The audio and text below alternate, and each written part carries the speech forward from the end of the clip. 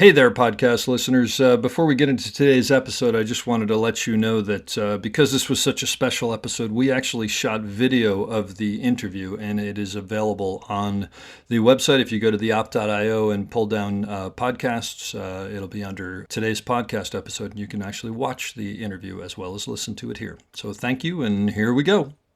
On today's episode, we'll talk about shooting documentaries in Iraq, having Stanley Kubrick throw you under the bus, Dr. Strangelove, The Shining, 2001 A Space Odyssey, and of course, when Bette David gets on another show and asks for you personally. Just a little bit of business before we start. There may be a curse word here or there in this episode, so please listen responsibly.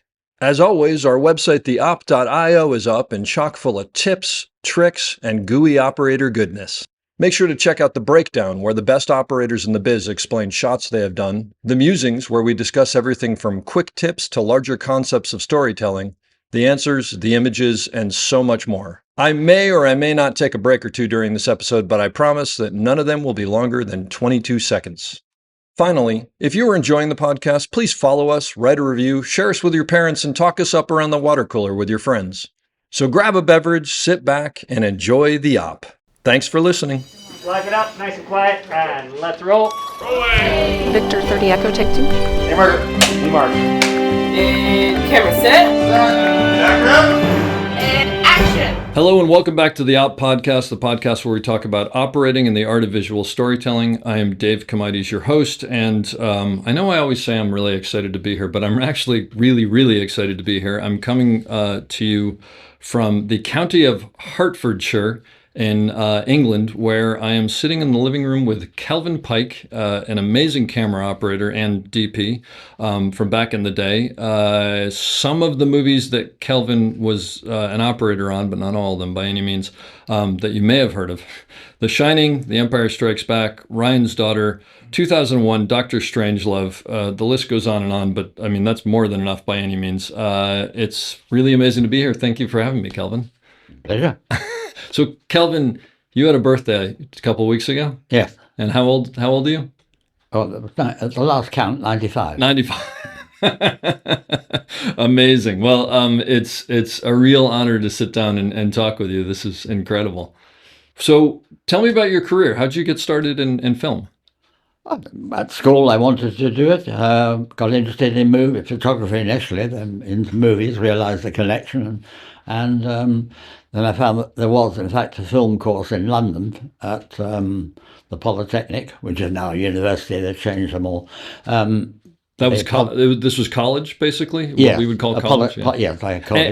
And back then... In London, in Regent Street, London. I got you. And back then, it wasn't like there were 15 film schools to choose from. No, there was the only one. Yeah. They had a part of a course in Harrow in West London, but it was Regent Street Poly, as it was known. It's now the University of Westminster.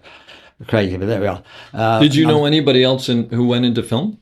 Yes, one particular friend there became friend, but he's really pure commercial. He had a studio, the whole setup. Gotcha. Studio, the whole complex in London. But it wasn't like today where everybody was going into the film industry. I mean, it was probably a rarity. It was, one chap became to Ilford Films, Ilford Photography, manufacturing film stock.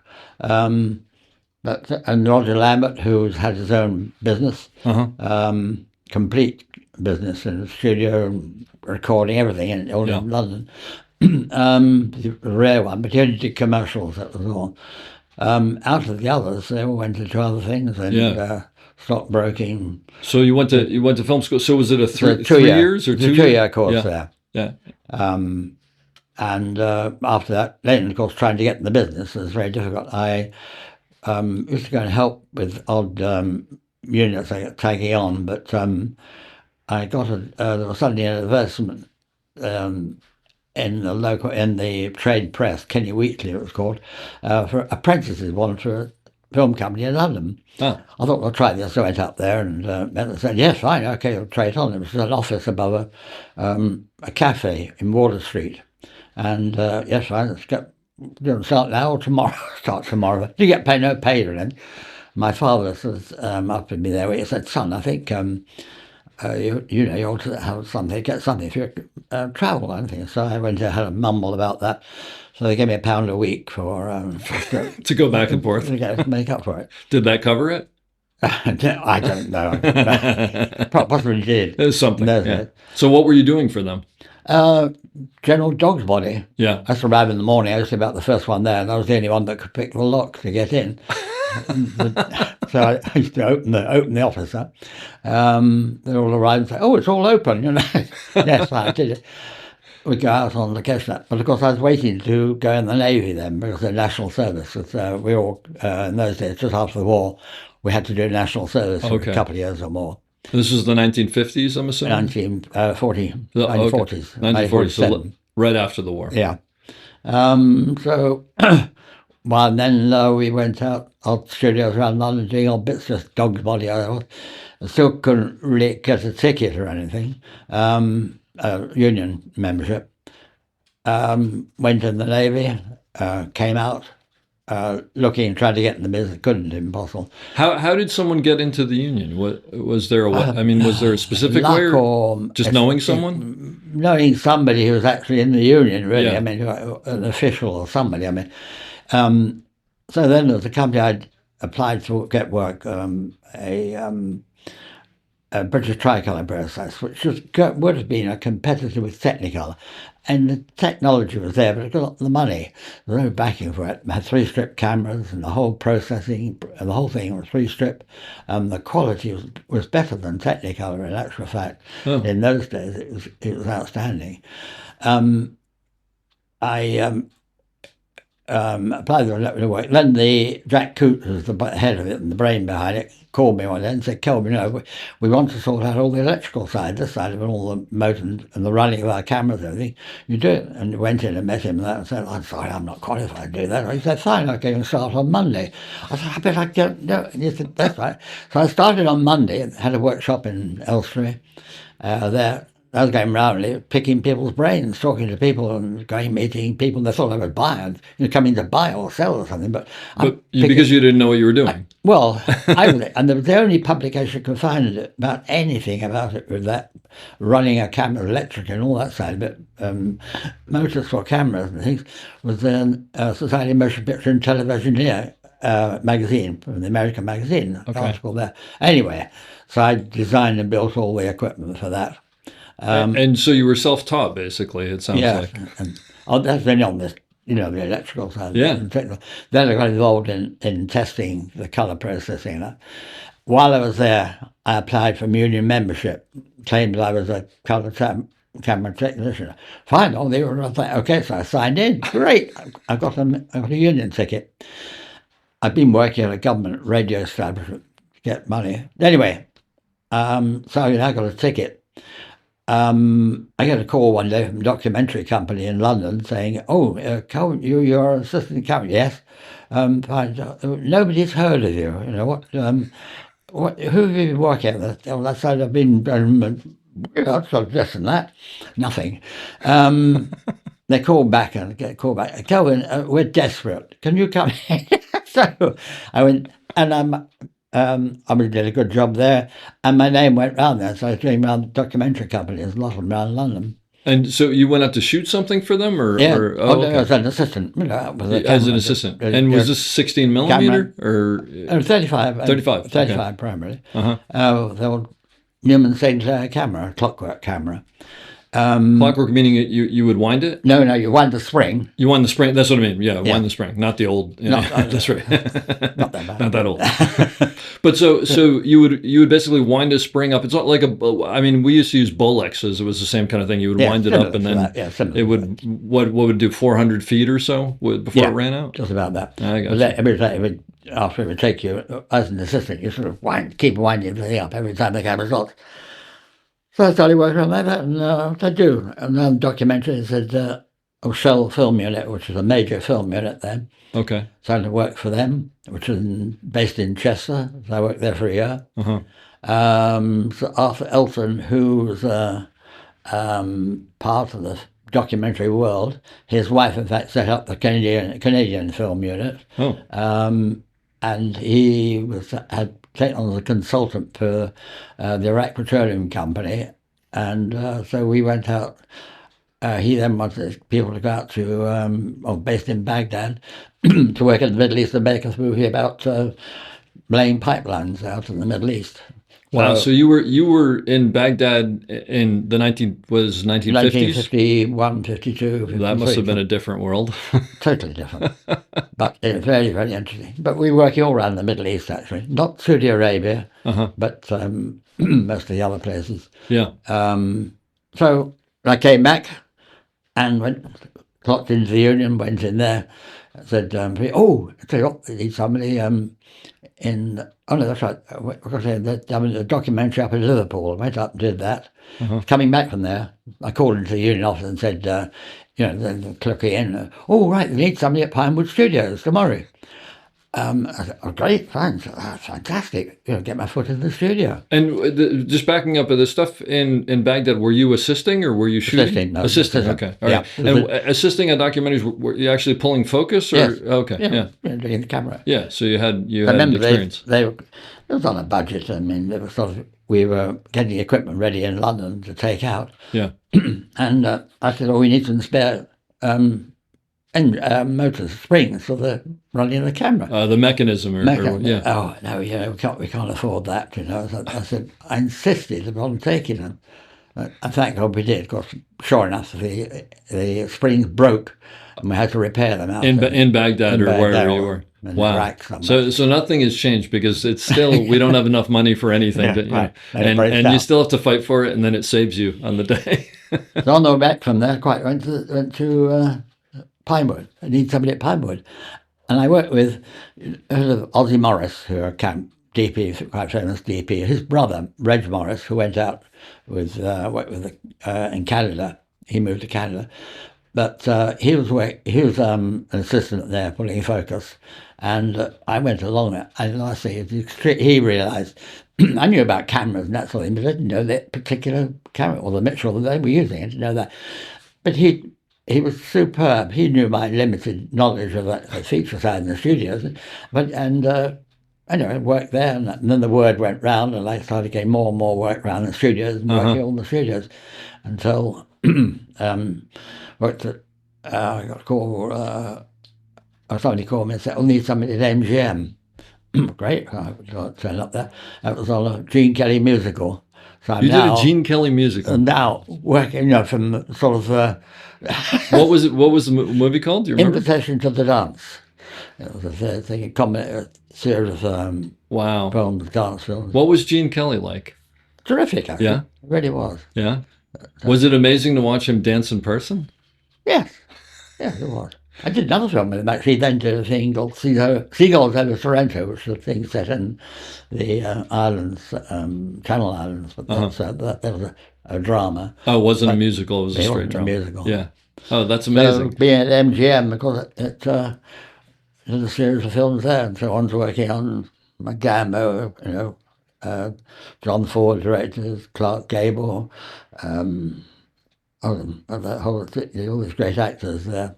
John Ford, though, Clark Gable, that's incredible. Grace Kelly. Was Grace Kelly as beautiful in person as she is on screen? No. Too difficult. Well, okay. Maybe we'll cut that part out. Yeah. How was John Ford to work with? Great, very firm, what he wanted. Quite straightforward. I'm interested in as a lad. I'm not sort of any important.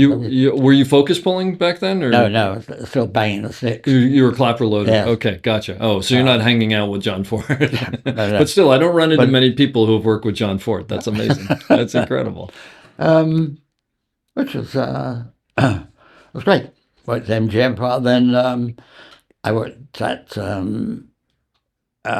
We were a lot of us made redundant. They had been there for a couple of years, I think, and I got a job down at another studio at Elstree, and they were doing Dam Busters, and then that followed on. I kept on there, and I ended up spending 5-6 years at Elstree, Associated British. And it's just sort of you get handed from one production to another because you know someone and they call you. Well, then I was working at the studio, actually on the payroll at the studio. Oh, so that's So okay. That's that- what's wondering. So it's still the studio system here, where they'd pay you every week, and they just say today you're going here, and tomorrow Yes. you're. Oh, Yeah. well, so you probably meet a lot of different people that way, yeah.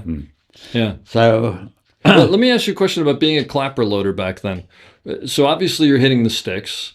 Are you also loading film in the bag or in the dark room? in or? some, yes, it depends on the production, actually. Yeah. If they might be allowed to load, Yeah. sometimes you look after doing all the work on the floor and cameras, to see, handling and camera and all that sort of thing. Oh, okay, so it varied a little bit. Working with the crew, Yeah. getting the tea and everything. Oh, and that's another question that I had, because Oh, what indeed. I understood, that was a big job of the clapper loader, was to get the tea. And so it was one of your jobs to very quickly figure out who likes what and how One they sugar, like it. no, there's not too much, no sugar in that. And does it come at the same time every day? Is it very regimented, or it's throughout the day? I don't know what it is. You're really pushing memory now. Okay. Well, this is a very British thing. In America, we don't quite have the same. I mean, we bring people coffee and whatnot, but I don't think it has the same importance that it does here, maybe. But so that was a big. So probably that was more important than hitting the sticks correctly, was making sure that DOP got his tea correctly at the right time. Yes, you're right. That's wonderful. I love that. Oh, That's I great. don't think job thanks I did, because I then got the being a permanent job in the studio. I was able to get a mortgage on a house, which one couldn't do before. Yeah. But let me ask you a question that has nothing to do with this. How much was a mortgage on a house back then? Do you remember? I don't remember. I do not remember. Something tells me it's less than now, though. I mean, this house, I think, was £9,500. Oh my gosh. And now it's about 2 million. Yeah, it's probably worth a little bit more. Okay, well, there you go. So the investment has paid off. Oh, indeed. So you were in the studio system as a clapper loader. Did you also pull focus in the studio system? Oh, yes, I was by then. Yeah, I okay. got, after DAM, immediately, Yeah. I sort of established myself, and they said, all right, you should be promoted immediately. So I just did only half a DAM busters there. I was there very banging the sticks briefly. Uh-huh. It was then pulling focus and assistant. Yeah. through. I was agitating to get on with it, because then I was doing second year DPs and sort of other odd jobs that was going in the studio.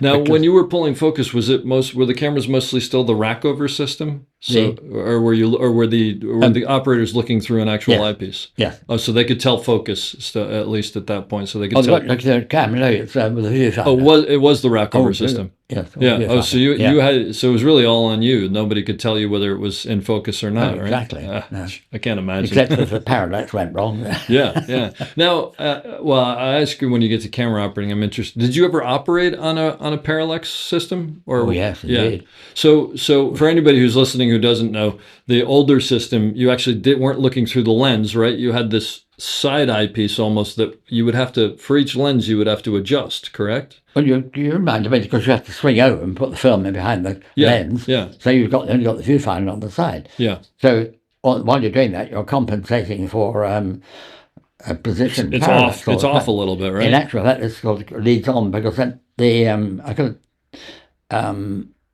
was at the studio then, and Billy Budd film came up with Peter Ustinov, and that was coming up, and I was offered the job as assistant pulling focus on there. And they said, oh, you're in the studio. I said, no, I'm leaving to do that. I said, I either stay in the studio or I'm doing that film, whatever you say, which they wanted me anyway. So I left the studio and joined Peter Ustinov's film with Bobby Krasker, the lovely DP, Bobby Krasker, and Johnny Harris, the operator, and went, we did Billy Budd.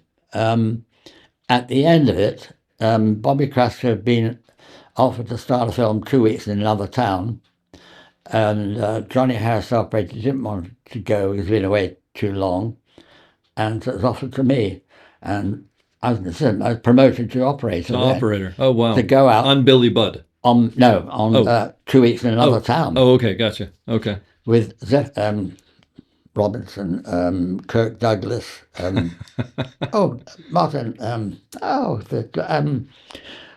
Judy Garland's husband. Judy Garland's husband. Anybody know? Vincent Minnelli. Vincent Minnelli. Thank you. Vincent Minnelli was the director. Yeah. And we had, all the bunch of actors, these lovely actors, that, and Kirk Douglas. I'm now the operator at my first major break. With big actors, it's not like a nothing movie. No, and the producer I've worked with before, I've done a number of films with him in Europe. I used to be on his list of doing films freelancing in Europe. But anyway, he said, when the director says, cut and that print, that's it, Kelvin. Don't question it. Don't make any mistakes. So that, we got on very well, actually. Yeah. One of the first scenes we did with Kirk Douglas was interesting, actually. We were asking about parallax on the camera. Yeah. So we had a scene set up where Kirk Douglas rise out of a bed. We kept track with him round there. We go round to him. We go into a mirror. We come back to the sun, and then into the mirror, a nurse comes through a door outside the set and walks across, and we come back with Kirk Douglas in the mirror. So this it's all changing, and because your parallax has changed all the time. So at some points when you've got half a face in your frame, when you frame it. You mean what you're actually looking at? Yeah. On the viewfinder, you know that's right in the camera. But and you just have to assume that it's... And you have to compensate for all this stuff. Can't and imagine. Into a mirror. Yeah. Somebody could say, when they're coming through the door, that they're sort of that part of the frame there or something. Anyway, start the shot, and Vincent Minnelli is behind. Kirk Douglas gets out of his bed. He does a classical thing of shooting out of bed. Which is the hardest thing in the world for every operator, right? Well, you don't do it. As an actor, you don't do it. Yeah. You know jolly well. Well, it's hard enough if you're looking through an actual eyepiece, but when you're looking through a parallax, yeah. And it was, of course, Kirk Douglas shot like a rocket, shot up, and he was after me, and oh God, I thought I'm on the plane now. It wasn't cut. Yeah. Kirk, you know how to stand up properly. Do it properly. Vincent Minnelli told us. Shooting him down. And we got around. So he did it properly. I got around there, and we got round to the mirror side of the thing, and I thought, oh God, this has gone wrong. It's wrong. He's not on his mark. Cut, Kirk. You're not on your mark. He squashed with Kirk Douglas. He squashed out. So Vincent Minnelli was taking care of you. Yeah, that's amazing. And that was the beginning, and we got on extremely well, actually. That's very wonderful. well indeed. In fact, Bobby, the producer, he said, Minnelli wants to take you back to LA. I said, right. He said, we're trying to work it at the moment. So are you happy to go there? I said, yes. Yeah. Anyway, I came out and said, no, the unions won't allow it. You can't go there. So I didn't go there. But I just got on very well with Minnelli. We'd line up shots and scenes and going around Rome. And we were doing a 9 weeks night work we were doing there as well. And we got in the crane off Cleopatra was working at the same time. Oh my gosh! In the other studio. Yeah. And we had the crane off there, and the events were down the main street. It was a great experience for first major operating. That sounds like old. It sounds like every old Hollywood movie I've seen. I mean, you're walking down the studio and you're seeing Cleopatra. Extras. Doing a scene in a lift in the hotel on the Via Veneto. Dalia Lavia, Sid Charisse, sorry, not Dalia Lavia, Sid Charisse, very lovely dancer.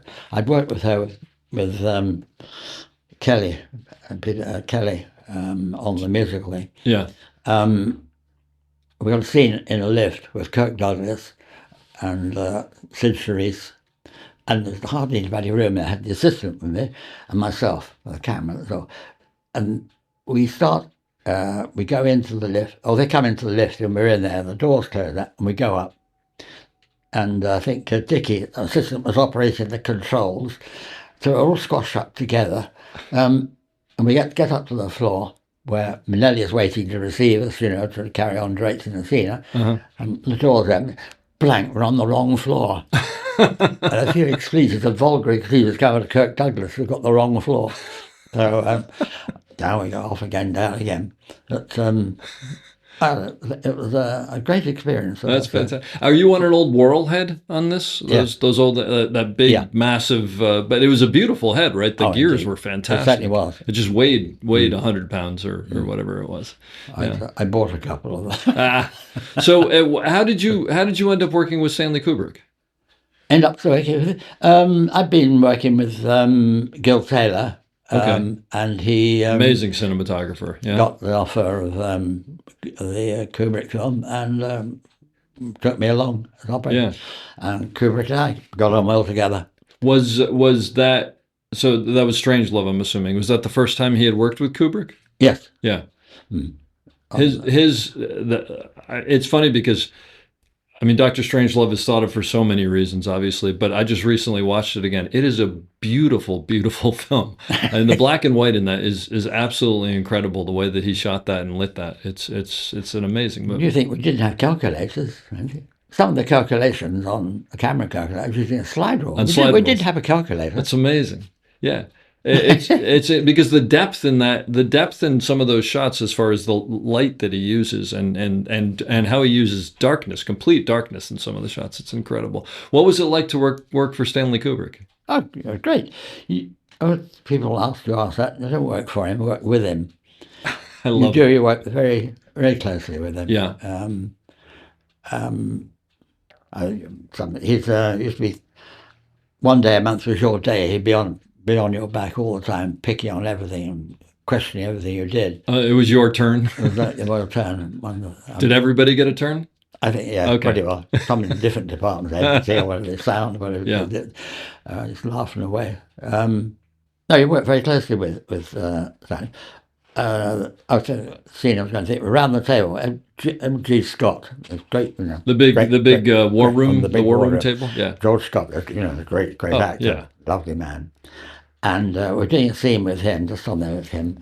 And Stanley and I had to go in this little parallax camera. So I think I was looking at the parallax, and we'd done the rehearsal, and so we stand by. And we now shoot it and turning it like that. And at the end of it, I thought that some of the reaction that Scott was not right in the scene, and something I said to Stanley, I think it was on that song, bum bum bum. Typical Stanley. He goes up to George again.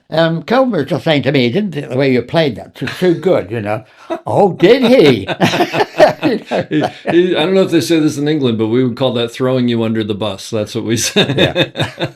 That's great. I love that. But you could sort of make comments with Stanley. It's fascinating that you say that you didn't work for him, you worked with him, because my view of, and obviously I don't know, but my view of Stanley Kubrick is that he's a complete auteur and he knows exactly what he wants, and but he was open to suggestions. I think completely open. But he recognised a good idea. Well, it wasn't. I mean, he obviously trusted you. Sorry? He obviously trusted you. Yeah, he had a small group around you. Yeah. I mean, certainly I can tell this story of Bob Walker was the production designer on it. It was excellent. And normally we started at 9 o'clock in the morning, which was nice, not too early. Oh, that's wonderful.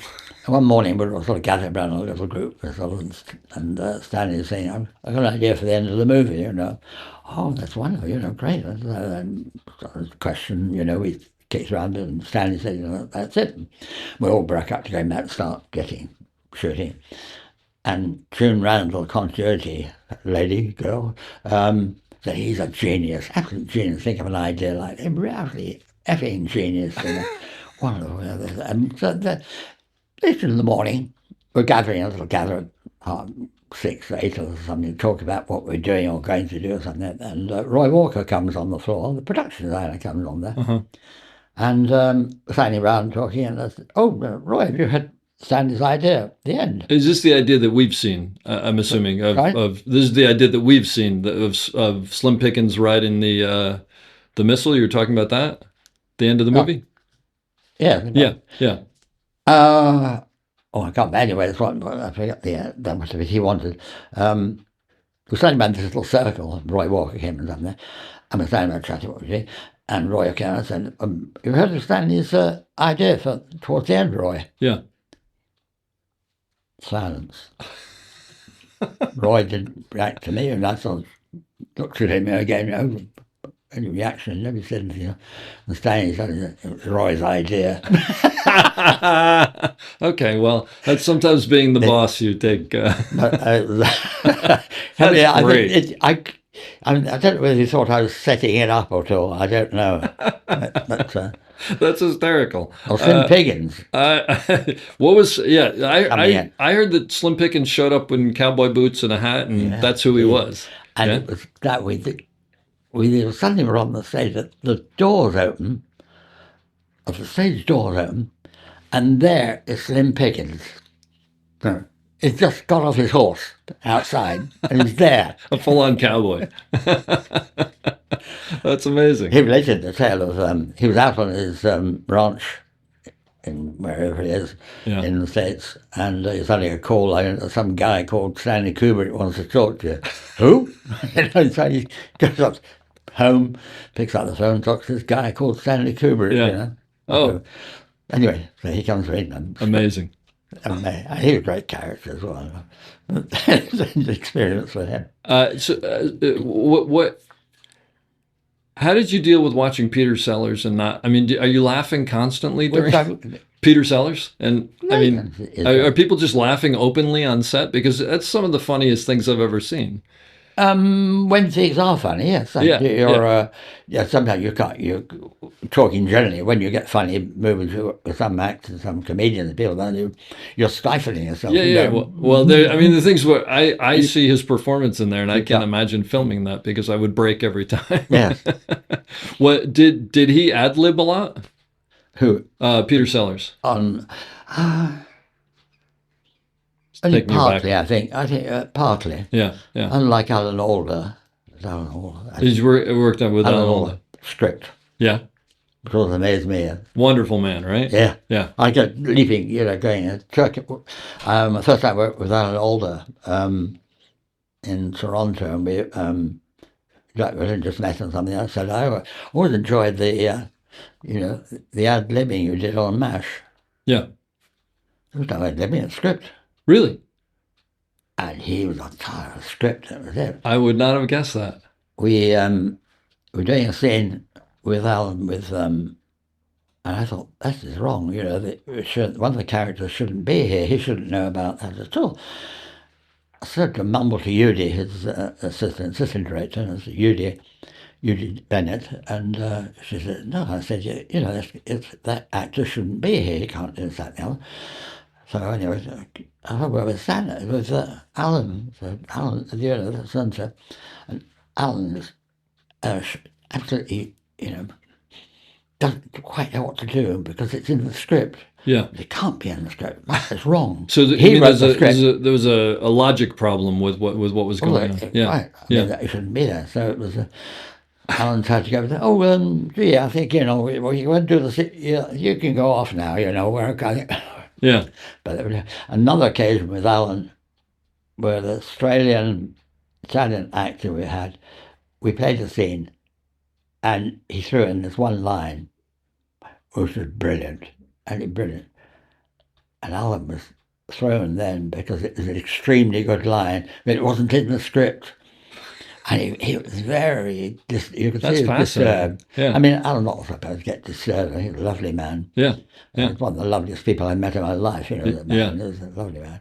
But he was obviously quite upset with the fact that a better line had been added into the script. Yeah. And it stayed in the movie, which is wow. But that's great. But back to MASH again. I was amazed that he was strict about the script. I grew up watching that, and I would have assumed that there was a lot of ad libbing in that. That means those scripts were very well written because it was a funny show. Yeah, that's fantastic. That's amazing. I want to ask you a little bit more about Stanley Kubrick. Not that I don't want to talk about Alan Alda. He was a still photographer, and he was known. I mean, he was an amazing still photographer. So was he very involved with lining up every shot, or Stanley on Kubrick? Yeah. Oh yes, indeed. Yeah, very much. Because that's what he came out of, right? Is the still photography? Yeah. So basically, he was very involved. And would he let you finesse it, or did he know exactly what he wanted most of the time? Good. Yes, good. Except in open ideas. Now, I mean, I've been. I didn't do. Barry Lyndon. I didn't do that. Yeah. Oh, And they called me up to do the Shining and that, and we sat down and talked, and he said, because he was always trying to operate, he said, I've given up operating. I got to take up directing, Kelvin, so he must come and help me on to operating. Back again. It's open to ideas and that. I mean, yeah, sure. you would suggest things to Stanley, but it was very, because we're doing video playback all the time. We'll just come back and watch, see it, and Stanley would say, pardon me, the framing right there. So yes, Stanley, that's Did you have video playback on Strangelove? You probably didn't on Strangelove. On The Shining, they finally had it. Yeah. And and then the other question I want to ask you about Strangelove is, I read somewhere that he had these gloves because he would go and he would move lights and adjust things all the time, and that Peter Sellers took one of those gloves for his character as Dr. Strangelove. I don't remember that. Okay. I thought that was a funny story if it was. I'm going to say it's true. I don't remember that. The other thing, did you shoot any of the plate stuff over the Arctic? That was a different crew. Over the Arctic? Oh, yes. And sorry, back to Australia. Oh, yeah, yes, yeah, indeed. We had. I went over with an engineer over to Chantilly in France to look at the end of the war, the French bought all old flying fortresses they could buy, all the engines, equipment, everything at all. I mean, they used them for a geographical survey, mostly in Africa and the Middle East. Okay. And we found out we could use a flying fortress. Yeah. For taking up into the Arctic, where the French crew had never been before. So yes, we went up there, met up. Remind me of at Shepperton. We were getting ready to fly off, and Stanley came down and sort of looked at. I'd been over in France with the engineer at Chantilly, in the aircraft there, and talking about fittings of camera positions in the aircraft and where we put them that with the engineer. And that was it. Anyway, we come to the point where we're taking off from London Airport, ready to go on this expedition to the Arctic. Yeah. And it's getting a bit, and the French crew, French flying crew, were getting a bit agitated about time, to take off or something. And I think somebody said, if you start the engine, that'll do it. That'll get, because Stanley was around, fussing around the plane, how, this, that, the other. Start the engine to get rid of the Stanley. Sure. Soon that in, Stanley, gee, okay, right. He was gone. He needed a little goose. Then Stanley to stand on a box. He didn't like height at all. Okay. So he didn't go with you? No. And is it true that you got intercepted at one point by there was something with national security where the planes were intercepted by American planes or something? In Canada, yes. And told to land on the ice or something like that? Oh, no, we landed at, or at a base? Frobisher. Yeah. And we were all, not interrogated, but we were all herded in, sorted out, should we say. Were they surprised to find out that you were just a film crew making well, I think partly, yes. That's great. 4 Frenchmen and the rest of us were mostly British. What a great story. And it must have been freezing in those planes, shooting up there. Yeah. Because they're not heated, right? Oh, they've really got, some natural heating, and from their side, they're like we're still slowed up. Wow. But cold, yes. Oh, what an experience. So going to The Shining, I specifically, obviously, as a Steadicam operator, I have to ask you about, so, I've seen the telex that Stanley sent to Garrett saying your wonderful contraption, and can it go low and whatever. But did you have any heads up of what was coming when Garrett was coming with the Steadicam? Not really, no. Because nobody knew what it was, right? No, not yet. No. Okay. Did Stanley had learned about it. Did Stanley say, I'm bringing this guy with this contraption or something? Yes, I got a call down the floor to go up and see Stanley in the office, and Jan, the producer, and Garrett was there, and introduced me to Garrett. It was the first time we met up there, and Garrett, and I think, I can't remember exactly, and I think Garrett came down, went down the floor, and then Garrett told me about the Steadicam. What'd you think of it when you first saw it? I thought it's a great. The first time, this is ingenious. Yeah. Wonder the video assist on the thing, a video camera, the whole thing. It's like, because we've all been fumbling around the frames, around all this sort of things like hanging frames, and we used to carry around handheldly. Trying to get it to move well. Yeah. Now he told me that when he showed up, or maybe prior to him showing up, that you had an old Citroen deux chevaux with the engine out that they used to try to roll around to try to get smooth shots. Is that true? There was somewhere, I can't remember that now. Stanley had some kind of a car that he was trying to move around to get smooth shots on the floor there. I can't remember. Yeah, that's all right. That's all right. Were people using video assist before this, or was this really the first time you'd use video assist? Yeah, probably it's one of the earlier ones of using video assist. As an operator, did you appreciate the fact that someone else could see your frames? Not really, no. Or did you not like that? I didn't really like it at all. Suddenly, everybody has an opinion, right? Right. That's what I figured. I'm used to it, but yeah. Years later, jumping right ahead, we're out in East Africa with Donald Sutherland. We do a scene out in the bush there with a camera and the crew and Donald Sutherland and the director and the briefs and that sort of thing. We do a scene, turning the camera and that sort of thing, and it's finished, the scene's finished. Nobody says cut. Director Donald Sutherland walks around behind the producer and the director who are looking at the video, replaying the scene. And Donald Sutherland is sort of commenting on the scene as well with the producer, and we've still got the recording. They're watching the recording, and the stuff. Donald Sutherland getting up from. He knows when the scene's finished, waiting for the cut from the director, which didn't come. Yeah. They wander around, come back, and join them behind the camera, have a look around, have a look at what they're doing. That's great. There's a great picture of Shelley Duvall on the stairs, and Jack Nicholson's coming after, and there are two cameras that are on rails that are being pulled up the stairs. Do you remember this?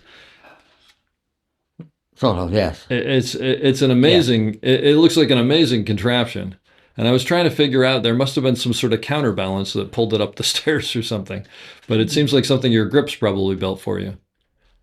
I think just brute force. I think. Yeah, exactly. Yeah, just brute force. I think. What did you used to watch while Garrett was doing his shots? Would you watch on the video monitor? Yes. Was it just? I mean, it's so funny because, well, first of all, I'm a Steadicam operator, but also I grew up with it as part of the vocabulary. It must have been unbelievable to watch what he was doing. Oh, it did. Yeah, great. One day, it's one scene that Garrett was doing, and it was so steady and so perfect. Yeah. And Stanley said, I don't need a camera. Garrett, you can do all this, everything. So in the making of the behind the scenes of The Shining, there's one shot that they show you doing where you're operating the wheels, but you're looking at the video as opposed to looking through the monitor. Yeah. Through the eyepiece, I should say. Did you start to do that more and more? And I mean, because that video must not been very good quality back then. No, it was I think that scene you showed me there, I think it was difficult to see. I think it was physically a difficult position to be in, up against a wall or something. So you figured why not use? Just convenient to use the video. Yeah. And did you have the video on your camera all the time for that, so that Stanley could watch it? Yeah. Yeah. Well, the shot in The Shining is definitely on the camera because you're looking at it. But it's interesting. I was just wondering it must have been interesting to suddenly be able to not have to look through the eyepiece and go off of a monitor. It's a very new thing, probably, right? Yeah. You adapted to it pretty quickly. It's you adapt very quickly to things. Yes. What was Jack Nicholson like to work with on that? It was great. Yeah. I think I told you the story about, Which one? About standing behind my back all day on that particular scene, really good, getting, criticising everything that I was doing. And suddenly Jack Nicholson stops. Stan, leave the guy alone. He knows a lot more about it than you do. So he pulled him off you for that time? the day that I think it was a hard day and that, and going to Johnny, I've got to say I'm packing it in, John. I'm not. I've had too much.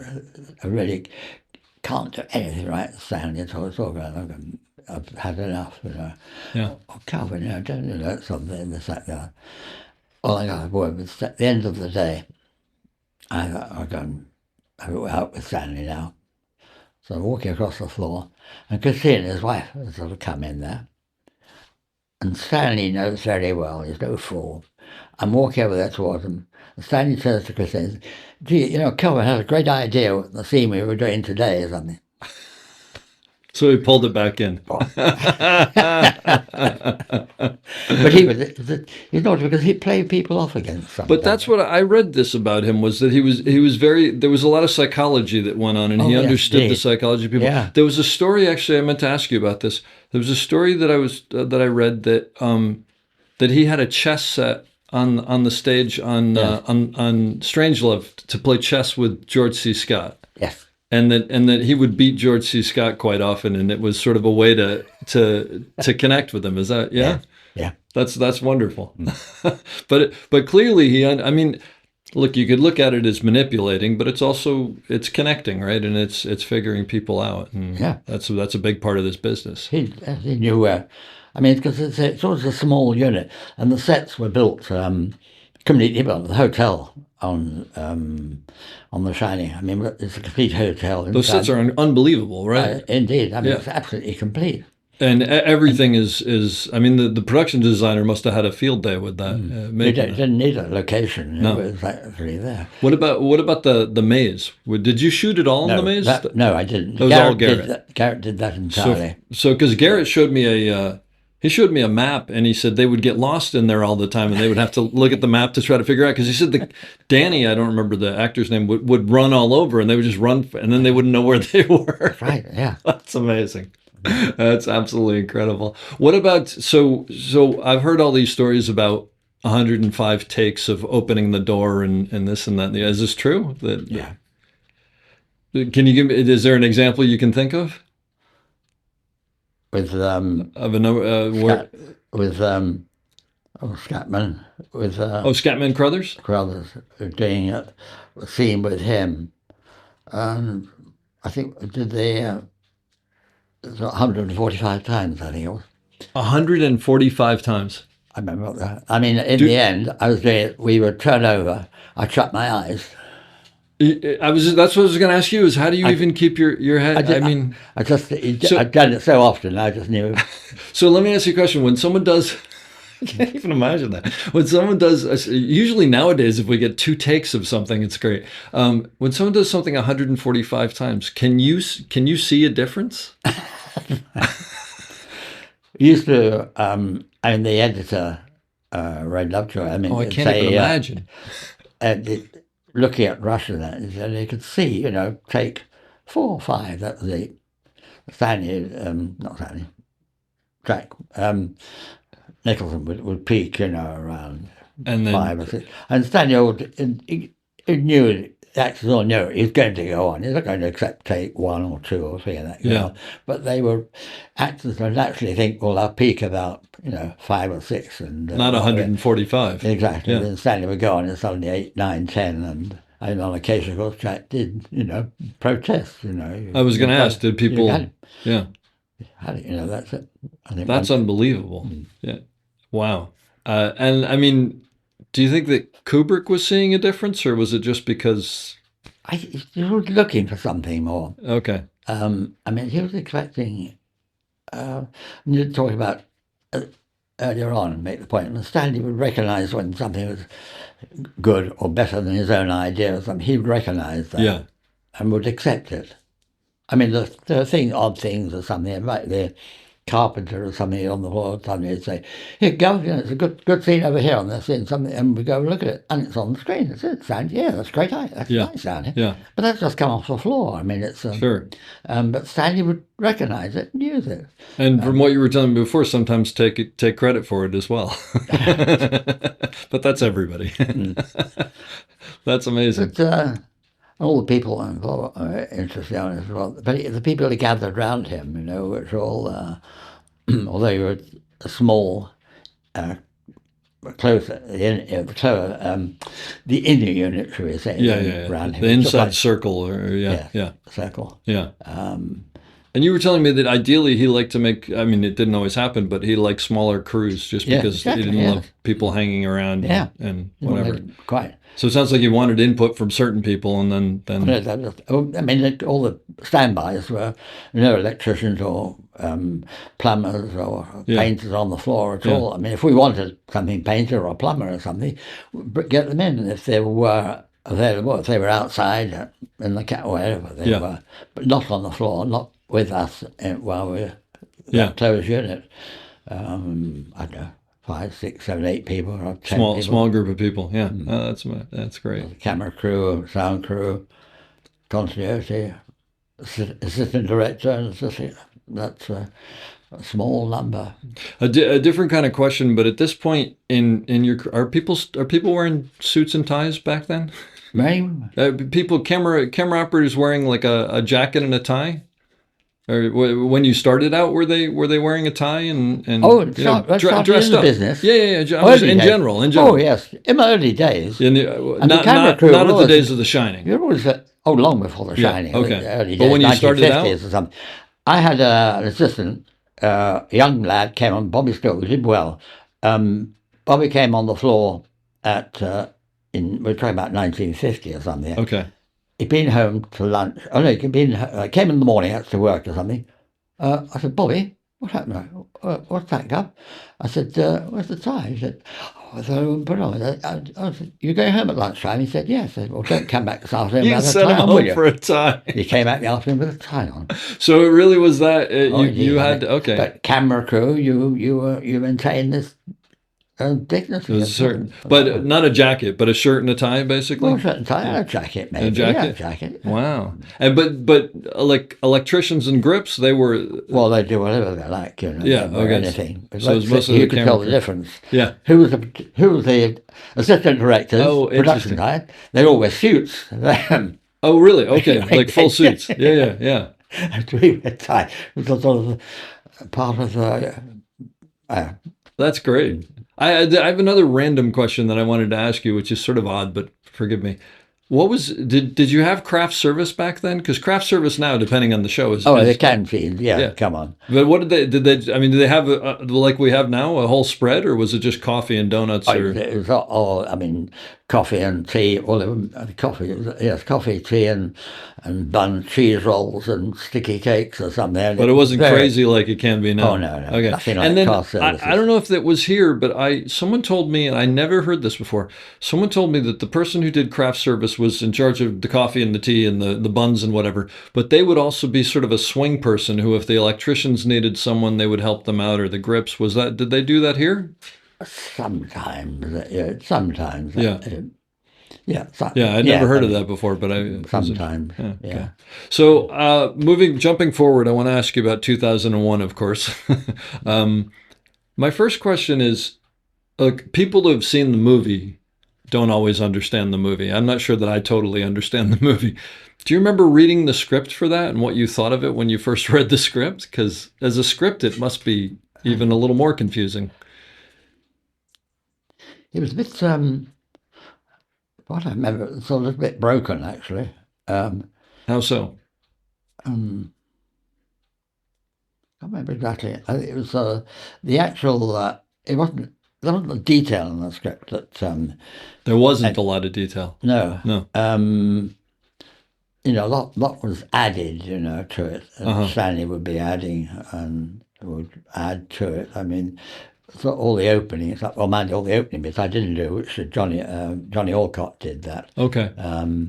All the opening scenes of the bone and everything, all that. That was its own unit? That was... that was done after we finished the film. Sure, okay. The main production. I was only on really wherever, or the main production where actors were involved or something. Okay. It was there. But when they went to special effects and that, then Johnny Alcott did that and gotcha. The rest of that. But the actual script, I think modifications took place. Yeah. When Stanley would have ideas for things and they'd introduce it. He'd be building on things all the time. I mean, I can't remember what occasion, there was somebody saying, well, to pull Stanley's leg and say, well, how's the film going to finish, Stanley? A hard question. Just, No we're answer. working on it. We'll figure it out. But that was a groundbreaking movie, right? I mean, nobody had ever Indeed. seen anything. Were you aware while you were making it that you were making something special? Oh, special, indeed. Yeah. Another film, oh God, was it going, competing, a space film going at the same time? I can't what God that's called now. Anyway, some major, it was Well, I major mean, production. was it Star Wars? No, this was after Star Wars. I'm not thinking. I don't know. You think of what it was? I'm trying I don't know. There was another Anyway. movie that came out that didn't do as well, That's right. and I can't remember what it was. Exactly. Anyway, That was it. but so you were aware that this was something Indeed. special. Yeah. Yeah. Particularly, I mean, of course, we didn't have videos, didn't have slide rules, and didn't have videos or calculators. Yeah. And all the video cameras on the wheel, well, anyway, were all 16mm projectors. Really? And the big wheel, when we, turning round, of course, the 16mm projectors are going upside down, the bulbs were bursting, so as it's going around, bang, bang, bang, bang. You're saying this was built into it? It was projecting things inside that centrifuge, Yeah. that thing? Yeah. How big was that? The height of this house, I mean. It's a couple stories tall. Oh, yes, I mean, indeed. and it must have been, I mean, had you ever seen anything like this? I mean, No. it amazes me that someone had this idea to build it. So I was watching some of the video. I was watching some of the film the other day from it. And there's one shot where Dave, I think it's Dave, he's running, but the camera's sideways and you're tilting with him and the whole thing's sideways. So basically, are you built into the side of it? When we're actually when it's rotating, and first of all, the thing would be going around, winding all the cables up, first of all.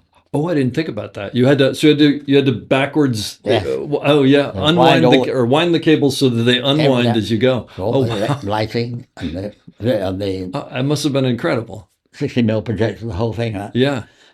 Talking beforehand with Stanley about how we're going to work in there, because we're on the scoop here. Actors have got to be pretending as though they're running normally, and at points they're going to be running up against the wheel. Or Well, there are a down. couple of times where he almost seems like he's having trouble. Yeah. Anyway, we're talking about how we're going to have the camera. Anyway, I had the idea of we could build a what I did. Anyway, I thought build a dolly, basically a platform with four wheels, which were they go-kart wheels? Were they very popular? Those little mini bikes around at the time. Yeah, okay. But it's something you made out of things that are, An engine in the days that you had a whole engineering shop at the studio at MGM. There you go. Those days you had an engineering department. Yeah, it's now the grip George department. Mallet and said we want, what design, what I want to build, roughly the size that's going to carry the camera. And I thought, if we can get four of these wheels in, buy those, and then we can fit that anyway. With George Merritt, the fantastic, built this thing, which they gave me the size of what we wanted, and whole thing, which we built anyway. We then mounted the camera on that. Of course, then we had, of course, the grip has got to be pushing it uphill. That's what I was keep wondering. Out of sight. Yeah. Because basically the camera and the actor are almost moving in place and the wheel is moving underneath them in a way, right? Yeah. So the grip was pushing like mad. I was pushing the camera or the dolly as much as good. With me sitting on there, I can see, look at the viewfinder and see what's going on. I also had a still camera in my hand as well, just in case of stills. And some sort of communicating. So you're operating with one hand and you're taking stills with the other. Okay. And the microphone for the sort of communication down to Stanley was outside. Oh, so you could talk to it. Okay. So you're entirely on our own now with the actor, the grip pushing the trolley. And is the whole thing sort of closed off to the outside? Yes. So they open a hatch door, they put you in there, and they close. Right. It's like a big hamster wheel. On our own. Wow. So and then of course we did have the video. We had that sort a partial of it. It was like being on a bit of a hose pipe, and it only had some restricted images. It didn't have a full frame. But you had an idea. And the thing is, it was only tied up with string and tape. And of course, the thing would fly off anyway. And on the headphones, was Stanley, "Gee, what are you doing? What are you doing?" I said, "Stanley, it's all right, no problem, it's good, it's good." Of course, this would be waving around, we were going bang, bang, the balls were going, and Oh, wow. pushing.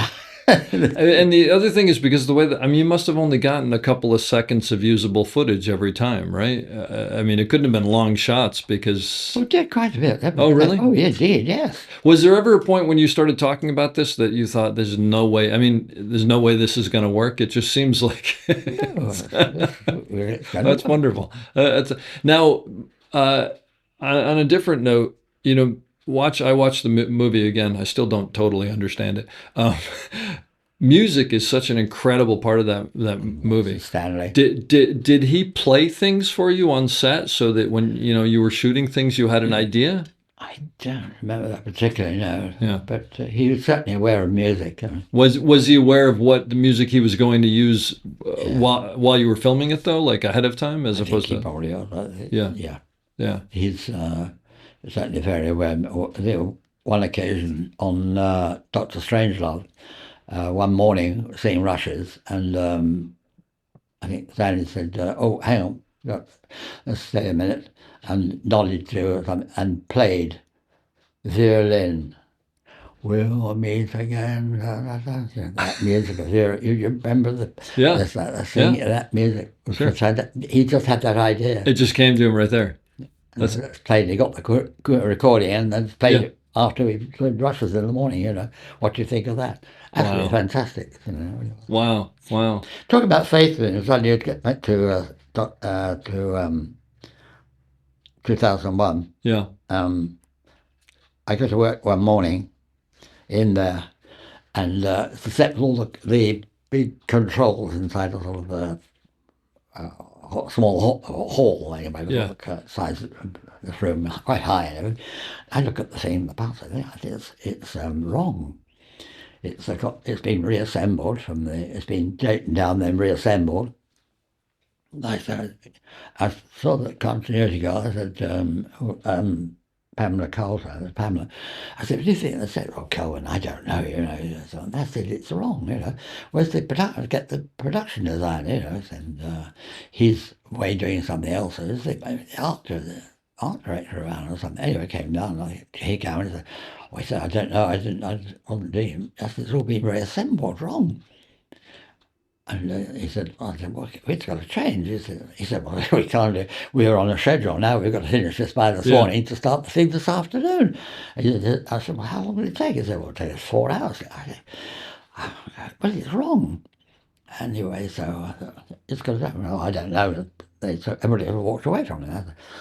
So I went down, saw Stanley. He was in his office, and I said, "Stanley, this sits around the wrong way. It's are you certain, Kelvin?" I said, "Yes, it's been reassembled. It's wrong." Incorrectly, yeah. He said, "What's wrong?" I said, "Well, this bit there shouldn't be." "Okay." I said, "Well, how long did it take?" I said, "Well, they said 4 hours." "Gee, I said, "They might, chase it up a bit." I said, "Well, I'll see what we can do." And I just walk out the door, and then Stanley, "Kelvin, are you certain?" "Yes, Stanley.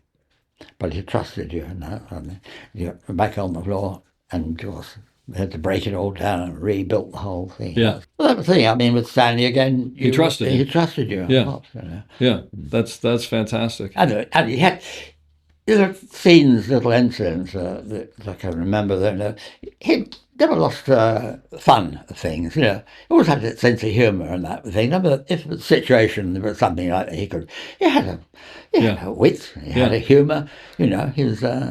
It was great. I must say. He,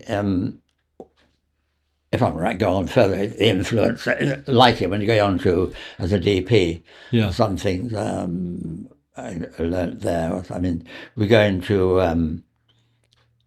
like the sets or should we say natural lighting. There wasn't a massive lamps hanging around the place. There's like on the shiny, there's a big wall of lighting down one side was lighting everything. There's very little added lighting at the end. When you saw bits, when I see it played again, I can see, where a DP would have put another light in somewhere or something that didn't. On occasion, middle 2001, went on the floor one day and lovely Jeff Unsworth, the DP, had got a couple of lamps in somewhere, and Stanley was, what do you want those for, you know? I don't think we know. Do you need them or something? Well, let's get rid of them. And they're Didn't gone. want other lighting. Yeah. When I did the dresser, which I've been working with Peter Yates on Krull. You were and the Peter- DP on the dresser. yes. In fact, it was the first I'd been DP on. I'd taken over from other people before. Like the first complete movie of my own, should we say, Yeah. of the dresser. Sure. And Peter Yates asked to do that, which was fantastic. Only in the bar and Shepard and Nelson do it. And the production designer, Stephen Grimes, we worked together before with another production with Houston and a couple. He'd been on 2 or 3 films with Houston. And Stephen Grimes, wonderful, wonderful production designer, a lot of imagination, a great character. We became professional friends, you know, knew each other, would work together. And we kept starting the dresser, and his production designer, which was fantastic. And Peter came to me and said, "Oh, I did. What about Stephen? What all the rigging off your lighting and everything?" And I said, "Oh my God!" And I said, "Leave it with me, Peter. And I'll come back to you, Stephen. I'll come back to you, Stephen. Okay, fine. Okay, that's all. Give me half an hour or something to think about it." I thought, I don't all these bloody scaffolding all around the set, and all these lights all up here, and pointing on the sets all pointing down. All that. And I thought, I'll put ceilings in. I saw Stephen. I said, "Can we put ceilings in?" Wonderful, great. We can put all the rusty pipes around. We can put through the sets or something. And it just everybody was sort of surprised. I mean, the Pinewood, so already with all the scaffolding ready to put in. Because that's how you usually did it, right? Nothing. So never did scaffolding outside. It was all just lamps and interior lighting. So we had all the ceilings in. Yeah. And Albert Finney lying on the bed there, and to do a remark, "Gee, that's lovely. Looking up there and not looking at some Actually electrician up on the rail, you know." Come. I have Reading paper. I have a friend of mine named Chris Harhoff, who's an amazing Steadicam operator, and along those lines, he told me he's always amazed by actors because as the camera operators, we're looking at Albert Finney with the sunset and the seagulls and the beautiful boat and whatever, and they're looking back at us and they've got 2 lights in their eyes and there's a camera operator who hasn't shaved in 2 days and a dolly grip, and they're doing these. We see a different movie than they see, but it's when you can give them the reality like that, like a ceiling, it makes a difference, right? Yeah, that's amazing. That's amazing. I heard you talking somewhere. I forgot to ask you about this, with that you were very instrumental in helping work the scene between Sterling Hayden and Peter Sellers in Strangelove, where he's talking about bodily fluids.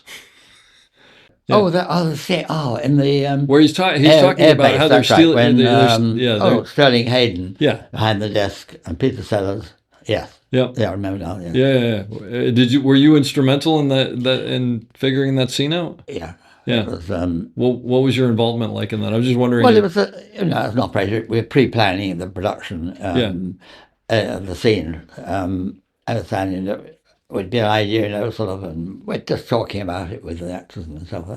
I think I suggested, what if Peter Sellers, if Peter was sort of sitting out, there and standing behind this, and just sort of ideas and standing and saying, "Oh, how do you mean? What do you mean?" And discussing the setup of the thing. This was in pre-production, you said.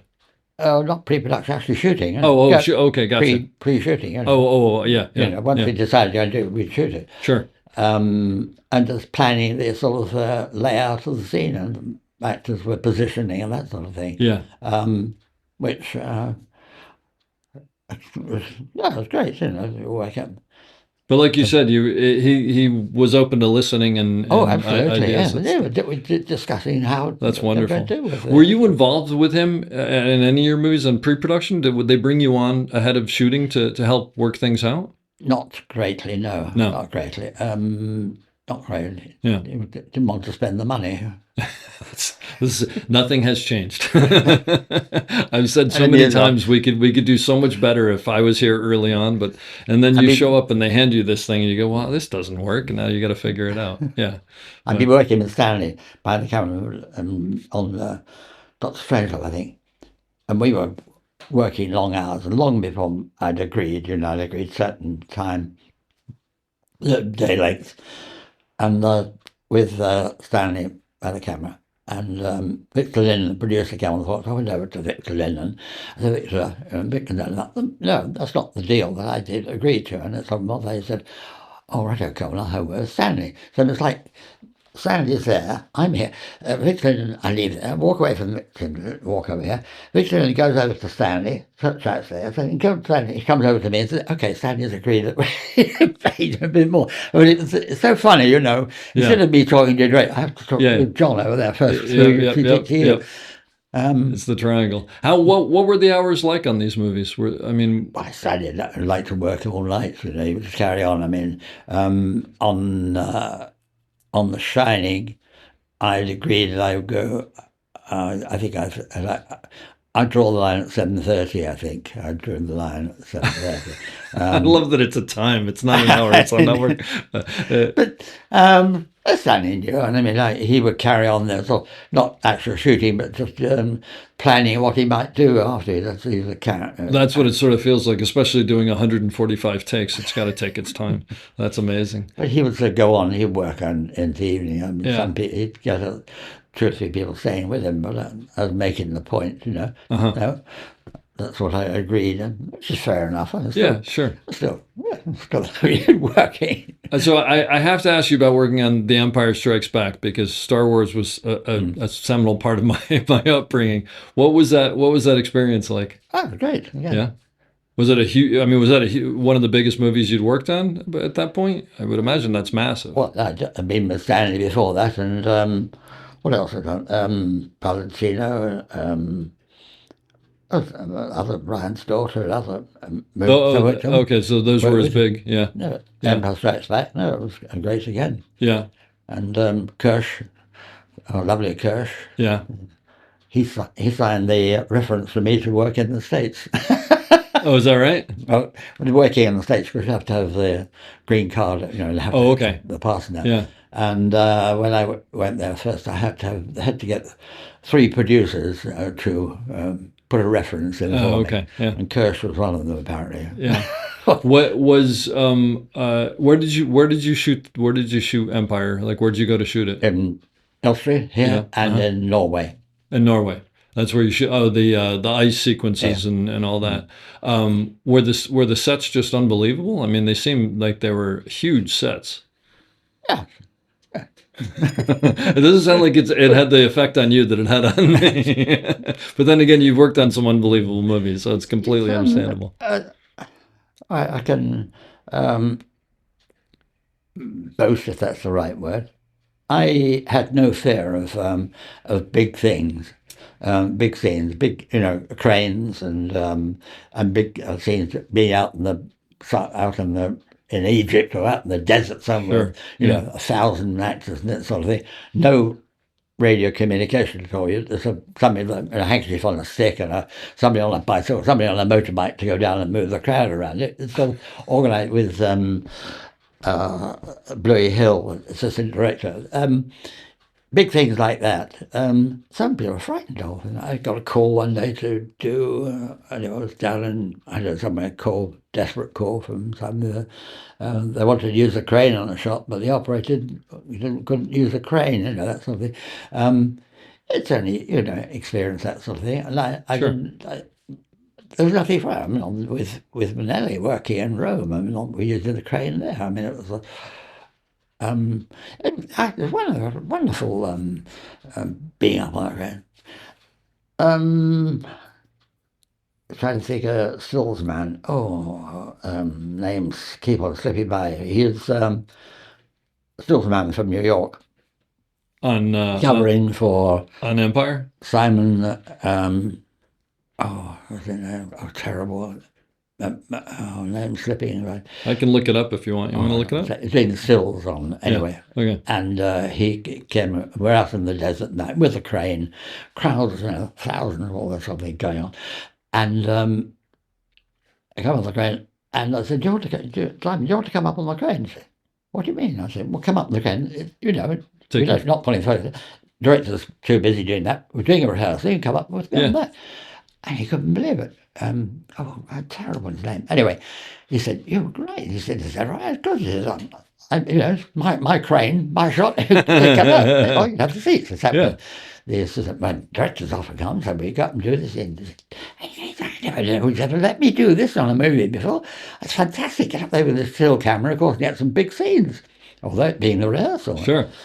And I guess his name will come back in a minute. But anyway, we became good friends on that. We corresponded for years after. Well, when you say the director, so would the director sit on the crane with you? Sometimes, yes, Really? if we're shooting. I mean, if you're up there and you're a main seat, then there might be one or two seats side of side. Yeah, usually I was used to having the assistant there, but I'd never been on where there was a third seat. That I guess it makes sense because then they can see what's going on. The director and the focus puller there or something.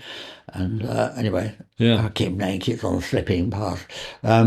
Anyway, considering the number of names you've pulled up, you remember more names than I do, so I'm impressed by it. You don't feel badly. Years when I went to New York, his wife came from Cairo, and he said there's a family meeting I'm having in next evening or something. Would you like to come and have supper with me and the family?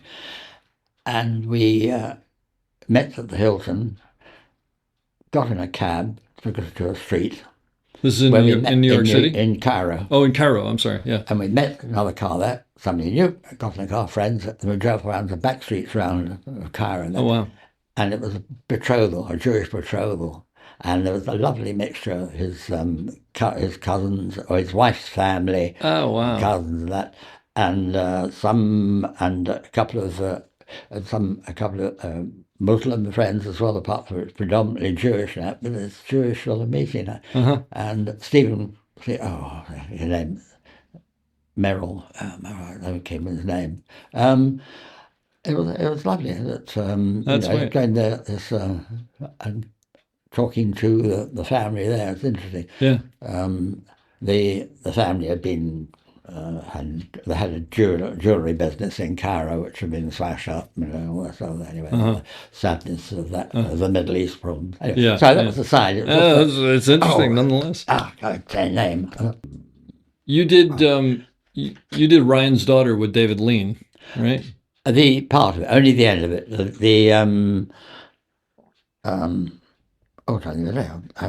Anyway, couldn't do it. The operator couldn't do it. How was David Lean to work with?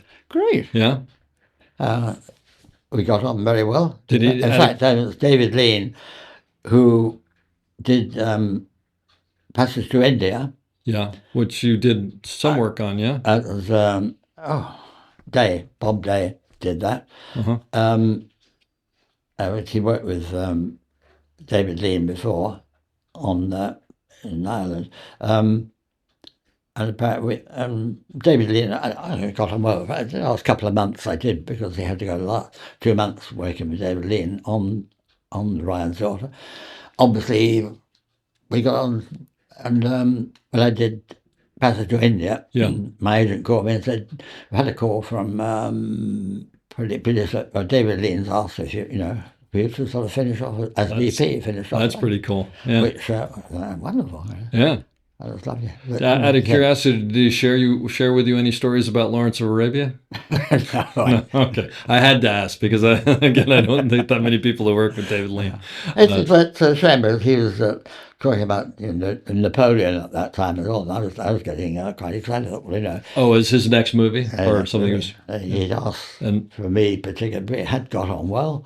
You just click sometimes. Yeah. And I thought, wow, forget Napoleon. But of course, Kubrick had in his mind as well. Yeah, yeah. Stanley, on the last shot, I didn't do that. I missed him, actually. Sorry. He wanted me to operate on, what was it? Anyway, movies after The Shining. Uh-huh. And I said, by that time I was a DP, and I said, I'm a DP. You've moved on. Yeah. But Stanley's idea was, you'll get the credits as a DP, but you do the operating. That's a way to keep you where he wants you. He wanted to be the operator, wasn't the DP. Wasn't going to do that, huh? You'd already moved on. Yeah. Well, you got to give him credit for trying, right? That's fantastic. So, one question I had was you work with so many big names and big people on big movies. What do you think the qualities that you have that stand out that made you work so well with these people? I think basically I'm courteous, should we say. I respect people. I respect the work they do. I respect their positions, everything. And some of them, you think some people shouldn't be doing their job or very lowly. But you accept people that are there to do a job and you respect their work they do. And names, that's one thing I'm always very keen on, is knowing people's names. Not only but all the people behind, the carpenter, the stags and the electricians, the names are really fussy about. But it's awful. I went to a ride on a location on Norway once, and I took over because they had problems. I arrived there, and they were referred to as, oh, you're the one beside the blonde bloke, the woman with the, and referred to the Chippy, where's the spark, where's the pen? Come on, Chippy, over here. Not using names at all. It is, when you're presenting with a lot of dancers, a whole crowd of dancers now, remembering all their names, but having some respect for people, as well as having respect for actors, but having some respect for the technicians, the people around, always making a point of dealing with people.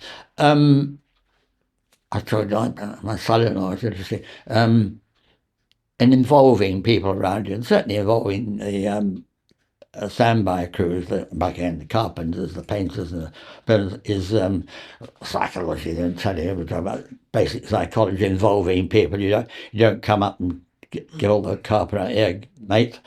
Do it, hammer this, get it out, hammer that. You don't tell them that. You ask them, what would I do? How could I do this? What would I like to do? And then you can offer something up. And you say, I don't like it. Can you do something else? You can involve him. The great thing is involving people. And certainly with your crew as well, your own crew, involving people. It's with your chief electrician, that lighting that, all that work, planning things beforehand, not just sort of, put lights here and there, do a gaffer, just really involving him with what you're going to do, and having respect for, just having respect for all the technicians, people around you, and I think they respect you as well for it. I think, and generally speaking, there are still the odd bad apple you find everywhere. In fact, to try and think of any in particular, it'd be difficult to think of one, but there are people, and trusting in people, particularly when you're doing anything physical with cameras and that sort of, knowing who the grip is, who the riggers are, the people who have arranged the planning or the rigging and that sort of, you're hanging over a cliff or something like that, to know who's on the other end of the rope or chain, who's doing it. Yeah. And I meant to ask you, you worked with Bette Davis on a movie, right? Yeah. Again, only because I don't get that many people. What was Bette Davis like? Oh, great. We got on. Yeah, well. Now, as I had read that she was the type of person who would tell the director of photography where the light should come from and what she needed, and she was very specific about that. Yeah. Yes, about everything. She was very convinced. You have any stories of working with her? It's a story. She got off the plane at the airport. We got down, and the publicity man came up to greet her, and she turned to her manager and said, "Get rid of him." because she didn't like him. Didn't like But you told me a story the first time that we talked, something about you being on the floor and trying to shoot a shot with her. Yeah. Can you tell me that story again? Is this for general publication? We can cut it out if it's not appropriate. We're struggling in the kitchen. She's on the floor trying to get in position. The atmosphere was getting a bit tense. Very quiet. And you could feel it was getting a bit. And I'm down on the floor with Bette David there with the camera and trying to get in a position. And she said, "Oh, gee, and I thought, honey, oh, right, and she's quite right, it was difficult, that sort of thing. And it was, yeah, as she was growing up. And I said, Miss Davis, I said, could you, have you ever tried, could you try it sort of side saddle? She looked up and she said, Kelvin, honey, I think I've tried it everywhere in my life. I never tried it side saddle. They get a laugh. Oh, yeah, indeed. That broke the atmosphere. That was down. That's fine. She walked on the next movie. She walked on. I got a call at home. I'm working somewhere. I came home. Sally, my wife, they'd been trying to contact. Days when telephones were before. We did have telephones, but they didn't work in the street. They no mobiles, and Yeah. so I tried. Producers trying to get hold of you down at Pinewood or something. I said, oh right, okay, Victor and Peg. Give them a call or something. So they've been desperately trying to get hold of you. Victor, he said, oh, Kelvin, gee, I haven't caught you. No, where have you been? Or something. Fine. Look, we're doing this movie with Bette Davis. Yeah, fine, okay. Well, she walked on the floor, walked around behind the camera and said, where's my cameraman? Oh, wow. I said, who do you mean? Where's Kelvin? Get it. And they said, well, he's busy on it. He said, get him. I said, oh, Kelvin, when do you start the other way? I said, well, he said, well, can you do the first week? I mean, he thought he might keep me on then. Just to keep her happy. Can you do the sort of first week just to get break it with her? I can't really. Anyway, apparently they got over it. That's wonderful, though. That's lovely. Very flattering. Oh, great. Well, this has been amazing, and you've had an incredible career. The stories you have are incredible, and I just want to, first of all, thank you. It's been wonderful sitting and talking with you. So the thing that I ask everybody when I do the podcast to leave us with is, do you have any advice for people starting out in the industry on how to succeed? Advice? Yeah, just in general on how they should act, how they should be. Don't be frightened of talking to people, big names, big people. Most of them are approachable, almost everybody, all the big Hollywood stars and big technicians. Don't be frightened of approaching to them and talk to them, speak to them. Most are very happy to do that.